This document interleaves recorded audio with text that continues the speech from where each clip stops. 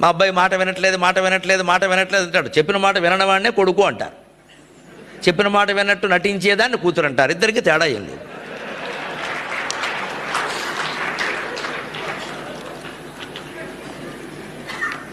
వీడు మగాడు కాబట్టి నేరుగా నేను విన్నని చెప్పేస్తాడు.